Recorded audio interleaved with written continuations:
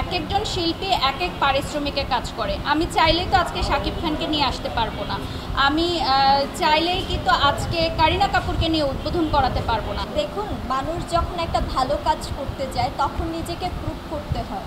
তো মুক্তি সিনেমা যখন শুটিং করেছে এবং এডিটিংও 80% কমপ্লিট, তখন যারাই দেখেছে, যারা এডিটর স্ক্রিপ্ট রাইটার বা অন্যান্য পরিচালকরা এসেছিল স্যারের অফিসে, তারা দেখে বলেছিল যে রাজরিপার এই সিনেমা রিলিজ হওয়ার পর আমরা তাকে খুঁজেই পাবো না।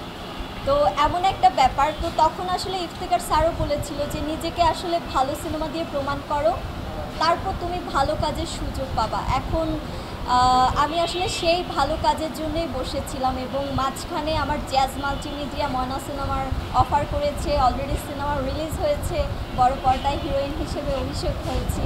তো সেখান থেকে আসলে কষ্টটা কিছুটা হলেও কমেছে যে না, নিজেকে বড় পর্দায় দেখেছি, বড় পর্দায় দেখার ড্রিম নিয়েই তো আসলে আমি ইন্ডাস্ট্রি। হ্যাঁ, কিন্তু বাংলাদেশে প্রথমবার আমি চিত্রনায়ক চিত্রনায়িকাদের নিয়ে কাজ করা স্টার্ট করেছি, এটাই তো বলতে চাচ্ছেন?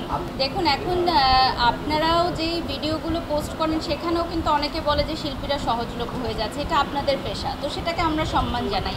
ঠিক তেমন ব্যবসায়িকরা চায় তাদের ব্যবসার প্রথম দিনে একটা হইচই পড়ুক, সারা বাংলাদেশব্যাপী জানান দিতে চায় যে আমার একটা নতুন প্রতিষ্ঠান যুক্ত হয়েছে, এবং স্টাররাই পারে মুহূর্তের মধ্যে তাদের অগণিত ভক্তদের মাঝে এটা ছড়িয়ে দিতে। আপনি দেখেছেন বলিউডে কারিনা কাপুর থেকে শুরু করে আমাদের বাংলাদেশের মেগাস্টার শাকিব খান, কেউই কিন্তু বাদ নেই। আমাদের চিত্রনায়িকাদের মধ্যে যারা একদম প্রথম সারির চিত্রনায়িকারা আছেন, প্রত্যেকে কিন্তু কাজ করছেন। নতুনরা যারা আছে তারাও চেষ্টা করছে, কিন্তু ব্র্যান্ড ওপেনিংগুলোর আসলে যেটা হয় বিষয়টা যে আমার হাতে থাকে না।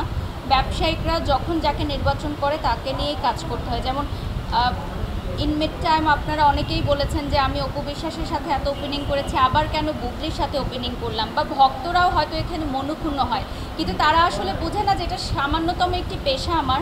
ব্যবসায়িকরা আসলে নির্ধারণ করে দেন যে অপু বিশ্বাসকে নেবেন না, শাকিব খানকে নেবেন না, বুবলিকে নেবেন নাকি রাজরিপাকে নেবেন। আমরা ব্যবসায়িকদের সাথে যখন মিটিং করি দফায় দফায় আমরা চেষ্টা করি যে আচ্ছা আপনি অমুককে নেন বা আপনি তাকে নিতে পারেন। ব্যবসায়িকদেরও তো একটা বাজেট থাকে, এক একজন শিল্পী এক এক পারিশ্রমিকে কাজ করে। আমি চাইলেই তো আজকে শাকিব খানকে নিয়ে আসতে পারবো না, আমি চাইলেই কিন্তু আজকে কারিনা কাপুরকে নিয়ে উদ্বোধন করাতে পারবো না। সব কিছু ব্যাটে বলে যার সাথে মিলে তাকে দিয়ে আমরা ফিতা কাটাই বা উদ্বোধন করি, আর এটা দর্শকদের কাছাকাছি যাওয়া হয়, আপনাদের সাথে কথা হয়, ভালো লাগে। খারাপ তো কিছু না। আপনি বলছিলেন যে আপনার ডিরেক্টরের সাথে একটা মিউচুয়াল